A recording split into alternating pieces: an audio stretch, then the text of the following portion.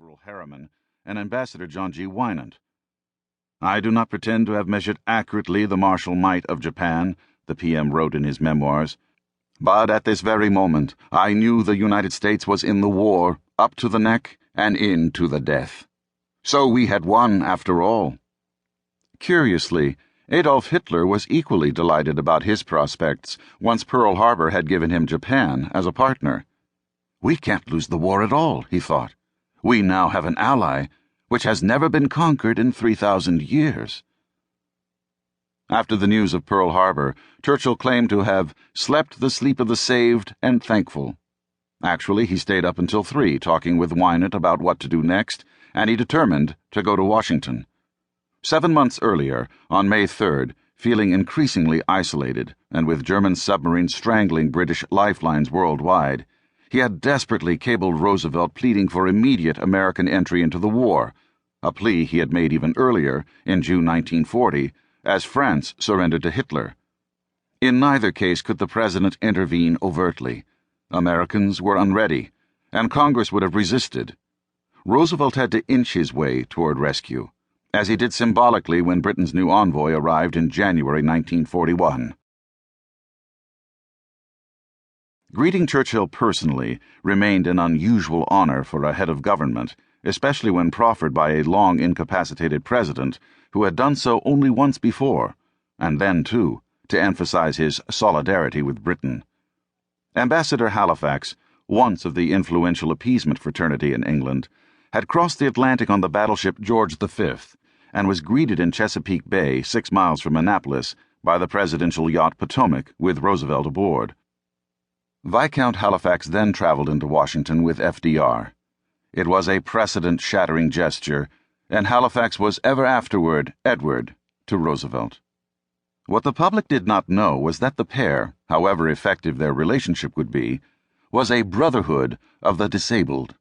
Roosevelt had lost the use of his legs to polio in 1921, and the tall, lean Edward Wood, then heir to his father's title, had been born with a withered left arm without a hand. "Now that we are, as you say, in the same boat, wouldn't it be wise for us," Churchill had cabled on December 9th, "to have another conference?" They had met at sea, on Placentia Bay off Newfoundland in early August, initiating what would become after Pearl Harbor a formal military alliance. "We could review," Churchill now suggested, "the whole war plan in the light of reality and new facts, as well as production and distribution. I feel that all these matters can best be settled on the highest executive level." He could leave in a day or 2 by warship and bring with him necessary staffs. In a draft of his war memoirs, the PM wrote, then expunged, "I thought of staying in the British Embassy, as I did not know how stiff our discussions might be." Startled, Roosevelt would have opted for more time to see how war mobilization was going and the situation in the Pacific was more clarified. He planned to respond that way in a draft he never sent. In a second response on December 10th, also unsent, he wrote that a meeting would be more useful a few weeks hence than immediately. "However, I will wholeheartedly and gladly accept your opinion on timing." The president's advisers realized that the British would come with carefully drafted proposals and a substantial wish list of war materiel before the White House could scramble to create its own strategies and review its production goals.